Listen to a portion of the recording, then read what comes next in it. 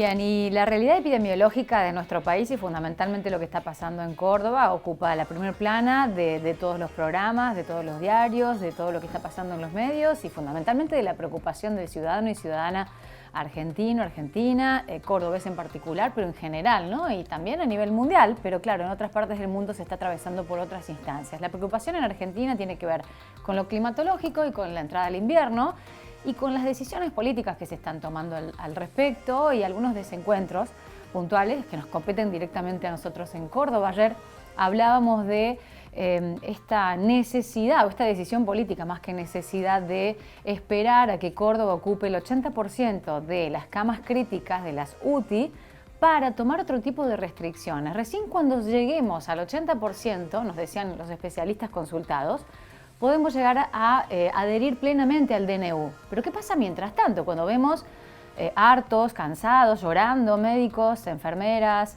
especialistas de la sanidad diciendo, por favor, ayúdennos. ¿Cómo llegar al 80%? Bueno, mientras conversábamos con esto, estábamos en el orden de la ocupación de camas UTI en Córdoba del 73%. Ayer, con el nuevo reporte epidemiológico del Ministerio de Salud, llegamos en tan solo 24 horas a más del 76%, con lo cual el fin de semana vamos a estar ocupando el 80% de las camas críticas en la provincia de Córdoba. Esta es la realidad hoy en Córdoba, pero ¿qué hacer frente a un sistema que está cuasi colapsado? La palabra cuasi lo dicen algunos para no usar el término absolutamente colapsado y no sembrar pánico, pero ¿qué pasa, May? Seguimos profundizando en el tema con más expertos que nos ayudan a comprender qué es lo que pasa. 76% de ocupación, Pauli, en Córdoba, 78% a nivel nacional, según el reporte del Ministerio de la Salud. Y le vamos a dar la bienvenida al doctor Carlos Di Pietrantonio, que es epidemiólogo, que además fue ex director ejecutivo del Hospital Posadas, especialista también, máster en salud pública, a quien tenemos el agrado de saludar. Buen día, doctor, los saludamos Paula y Magdalena. ¿Cómo le va? Gracias por su tiempo. Hola Paula, hola Magdalena, muy buenos días para ustedes y buena salud para ambas. Bueno, muchísimas gracias. La salud es algo que estos días escasea, así que muchas gracias igualmente.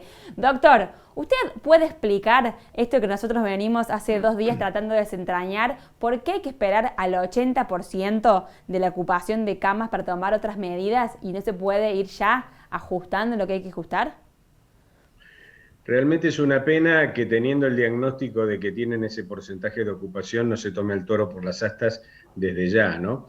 ¿Por qué digo esto? Porque en estas cuestiones epidemiológicas y sobre todo con algo tan sensible como es una virosis provocada por el coronavirus, donde la infección y el contagio se da prácticamente a raudales de un día para otro. Ustedes fíjense que Córdoba mismo ha pasado.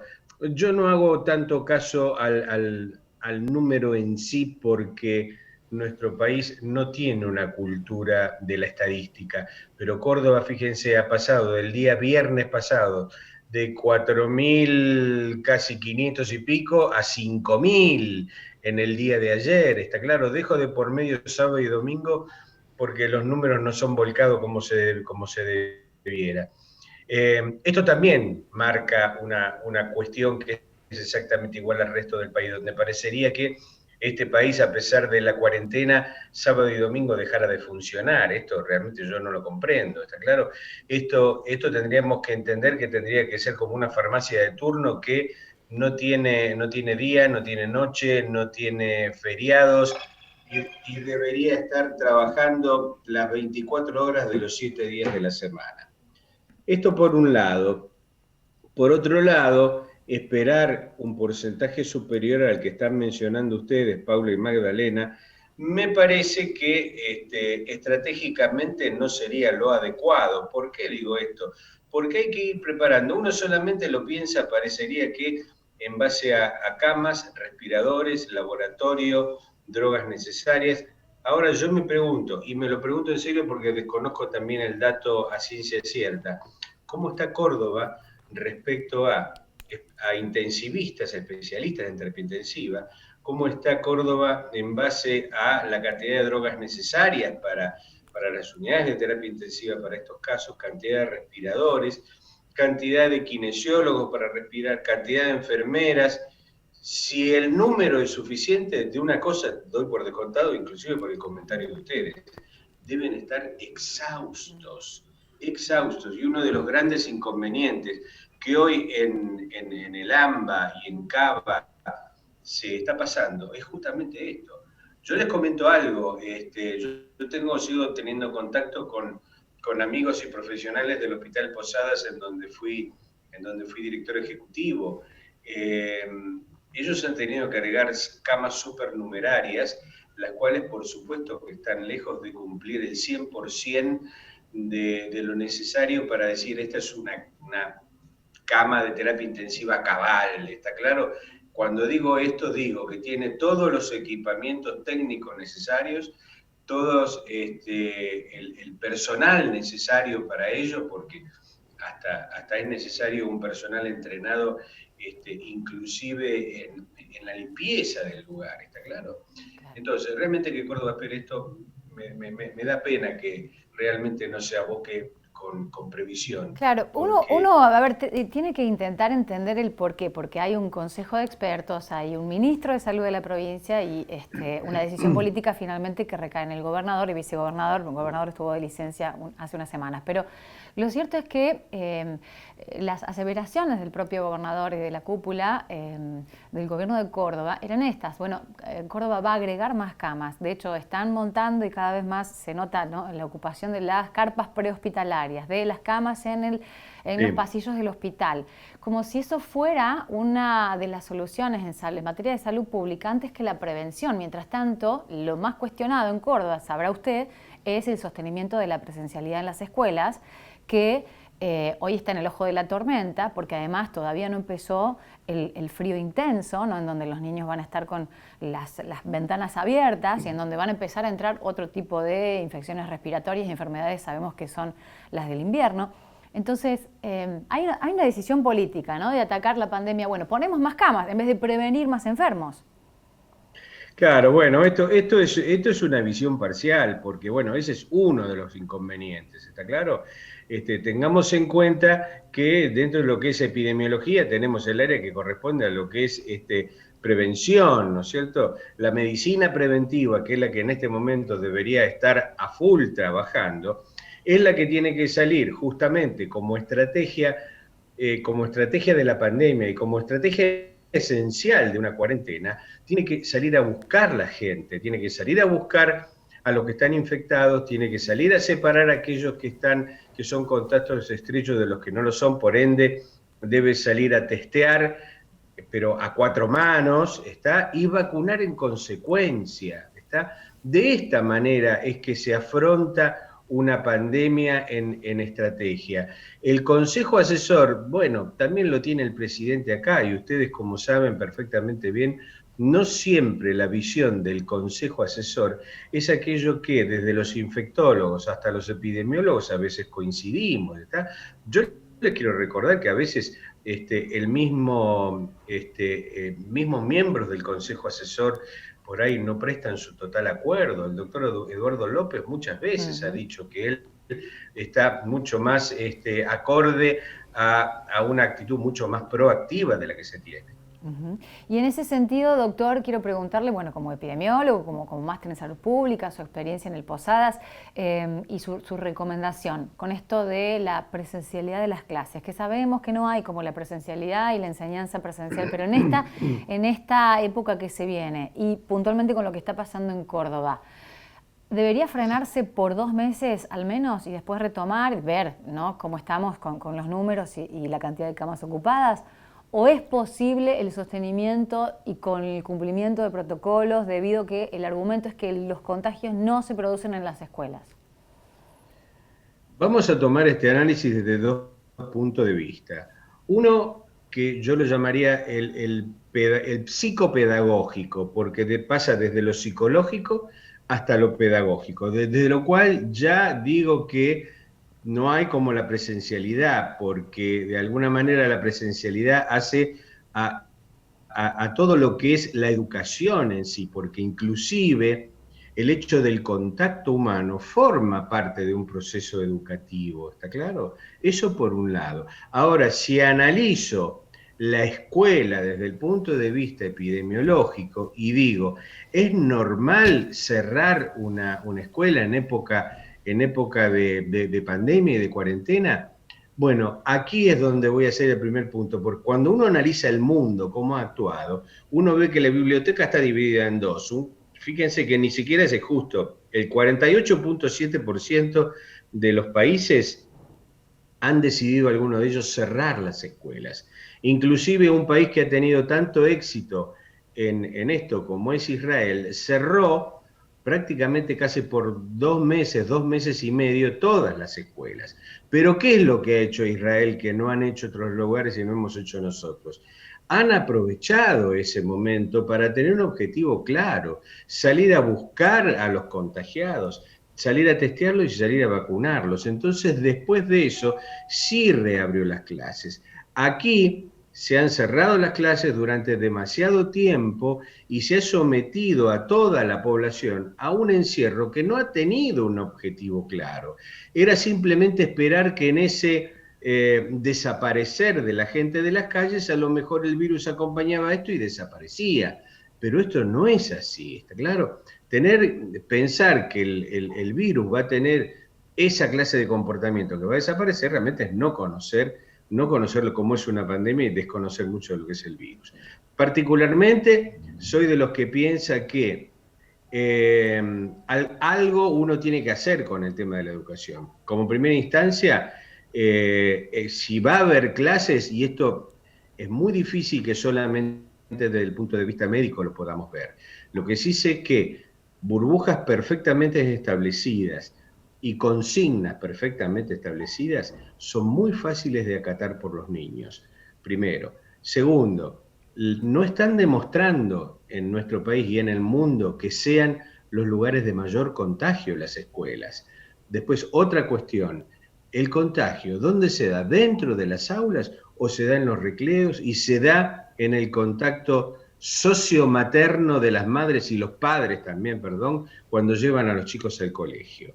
Porque esto es lo que hay que analizar y actuar en consecuencia e ir a atacar acá sí la base del problema, que yo no creo que sea dentro del aula, es más todo lo que conforma la clase, que es alrededor y afuera de ella. Bueno, seguimos en comunicación con el doctor Carlos Di Pietrantonio, a quien le agradecemos esta charla con Puntal AM. Y recién que justamente hablaba, doctor, de la cuestión más psicológica, del cansancio, agotamiento, salud mental. Le pregunto como experto en salud pública también, los esfuerzos que se hicieron en Argentina para luchar contra el coronavirus, ¿cree que fueron también acompañados por los esfuerzos de los equipos de salud mental para acompañar a las personas que están atravesando estas situaciones tan angustiantes? Yo creo que a los equipos de salud mental, yo no sé si es que han participado poco o se los ha escuchado pocos, ¿está claro? Pero yo creo que han aparecido más en el candelero ahora que estamos viendo algunas consecuencias de ello. Digo, frente a cuarentenas tan prolongadas, frente a aislamientos tan prolongados, no se ha tenido en cuenta mucho de estos aspectos psiquiátricos y psicológicos, de la gente en general. Ustedes fíjense que cuando se cerraron las clases nunca se tuvo en cuenta qué era lo que sentía el niño en ese sentido. ¿Está claro? Y hoy los chicos se sienten que no quieren Zoom, no quieren virtualidad, quieren otra cosa. Ahora, la gente, ¿qué es lo que pasa? Y sobre todo, algo que también es tan sensible como los chicos, que son los adultos mayores, ¿está claro? No se ha tenido en cuenta esos adultos mayores que, o viviendo solos, o estando en casas de retiro, estando en hogares de ancianos, no ven a sus hijos, no ven a sus nietos, o aquellos que a veces están, en su gran mayoría, conviviendo con alguno de sus hijos, dejan de ver al resto. Eso de alguna manera hace también daño. Y con el resto de la otra gente, cuando nosotros solamente ponemos obligaciones y no ponemos otro tipo de cuestiones como es el esparcimiento, como es, a ver, en esa frase italiana, el dolce far niente, el dulce hacer nada, eso también es necesario. ¿está? Creo que todos nosotros sabemos que desde que somos chicos hemos aprendido que el día se divide en 3 partes: el descansar, el trabajar y lo que es el ocio. Si nosotros quitamos esa parte de ocio, que no es solamente dentro de casa, también estamos haciendo un pequeño daño. Doctor, si usted tuviera que, esbozar una pequeña receta, ¿no? Los estados hablan de la vacunación como primera instancia y toda la expectativa puesta allí en el plan de vacunación, algún tipo de controles, pero sabemos que el Estado no puede estar en todos los controles, ¿no? Para desarticular fiestas clandestinas, reuniones y demás. Y además también, bueno, otro punto más como, bueno, los controles y la vacunación fundamentalmente y la baja de la circulación. ¿Qué recomendaría? Porque hay toda una cuestión que tiene que ver con el trabajo, con la economía, entonces se busca hacer un delgado equilibrio para que no colapse todo, ¿no? Donde lo fundamental es la salud, pero también hay mucha gente que está desesperada, que pierde el trabajo y que también, hablando de salud mental, está contra las cuerdas de alguna manera. Entonces, ¿cuál sería la recomendación hoy, ¿no? Hoy, en este momento, con esta foto de los casos, por ejemplo, en Córdoba, a nivel nacional también, pero digo en Córdoba, las recomendaciones a seguir según usted, el doctor Carlos Di Pietrantonio? Paula Magdalena, qué pregunta difícil, ¿está? Es tan difícil, te explico por qué. Porque si esto me lo hubieran preguntado a mí en enero del año pasado, hubiera tenido una respuesta. Como me lo estás preguntando ahora, realmente se me hace mucho más difícil, porque en aquel momento hubiera dicho lo que ya mencioné. A lo mejor la estrategia que bien conocemos los epidemiólogos, que es actuar... a ver, esto es como el boxeo. Hay que pegar fuerte, hay que pegar rápido, ¿está? Si uno lo que quiere es ganar el round. Y acá el round no lo hemos ganado. Es más, ni siquiera lo hemos empatado. El round lo hemos perdido, ¿está claro? Entonces, ahora, en este pedazo de pelea prolongada que estamos teniendo, la primera cuestión que yo quiero dejar en claro, que es muy difícil compatibilizar una epidemia con la producción económica, porque siempre van a estar al choque. ¿Por qué? Porque el aparato productivo requiere de gente fuera de casa, de gente trabajando, de gente en contacto entre sí, porque eso es el trabajo en sí. Ahora, si nosotros pretendemos simplemente alejando a la gente, evitando el contacto, que la producción económica y social siga como antes, sí, estamos muy equivocados. Uh-huh. Lo que yo diría que hay que hacer ahora es tratar de optimizar lo que tenemos, ¿está? No se le puede pedir a la gente más de lo que le estamos pidiendo por las cuestiones que conocemos, sociales y económicas. No le podemos pedir a un restaurante que tiene 100 cubiertos que viva de un takeaway de 10 porciones de comida. Eso es imposible. Y en lo sanitario pasa exactamente lo mismo. Yo no puedo lograr simplemente con eso. Tengo que actuar fuerte, rápido. ¿Cómo sería esto? Y tengo que tener sobre la mesa, a ver, cuántos testeos y cuántas vacunas, como para dar un enfoque epidemiológico, mínimo el 1% de la población a la que me voy a abocar, para hacerlo en el tiempo lo más rápido posible. Lo voy a llevar a nivel nación. Yo tendría que testear como mínimo 400 a 450.000 testeos diarios. ¿Está? Lo repito, 450.000 testeos diarios. Muy lejos. Y tres veces más. Claro, estamos muy lejos de eso. Y tendríamos que tener vacuna para vacunar en consecuencia, que sería prácticamente la misma cantidad de testeos que voy a hacer, lo tengo que tener en vacunas. ¿Por qué? Porque separo los contactos estrechos y empiezo a vacunar acorde a riesgo. ¿Qué es el riesgo? Acá en este caso cuando salgo a testear, que aquel que no, el testeo me da negativo, a ese lo debo vacunar, porque tengo que evitar que se contagie. ¿Está claro en este sentido? Entonces, esta es una estrategia que no es invento mío, es del mundo mundo, y es del mundo de la epidemiología, que se vive desde el año 1800 hasta acá, desde la época de la gripe española hacia nuestros días. Así que si yo tuviera que dar un consejo, daría esto. Y lo único que podríamos hacer con esto es que quienes toman la decisión, ponerse frente al pueblo, sincerarse, decir, creemos que la mejor forma de hacerlo es esto, admitir si hubo errores que se han cometido y cuáles son, y decir, bueno, esto lo queremos hacer de esta forma porque consideramos que la mejor respuesta va a estar dada por estas cuestiones, y esto, insisto, tiene que darlo al lado de gente capacitada. A mí me parece bárbaro que los gobernadores se hagan cargo, me parece excelente, pero quiero ver personas responsables que conjuntamente con ellos den la cara y den realmente cuestiones con fundamento científico, Carlos, no político ni geopolítico. Sí. Por último, ya agradeciéndole toda la información, digamos, su testimonio, ¿cuándo termina todo esto? Empezó en 2019, atravesamos todo el 2020, estamos ya llegando a mitad del 2021. ¿Cuándo es el horizonte en el que vamos a poder vivir, conviviendo seguramente con este coronavirus, pero sin la tasa de mortalidad, sin todo lo que estamos atravesando que es tan angustiante? No quiero ser ominoso, simplemente trato de ser realista. Yo creo que el virus, y sobre todo por el comportamiento que ha tenido la gente, aquellos que toman decisiones frente a él, que han permitido un poco con esta falta de actuar contundente, la aparición de estas nuevas variantes, el virus se va a quedar un tiempo. ¿Está? Muy probablemente, gracias a las nuevas tecnologías que van apareciendo día a día, van a aparecer vacunas nuevas que van a ser cada vez más eficientes, pero esto va a ser exactamente igual que la gripe.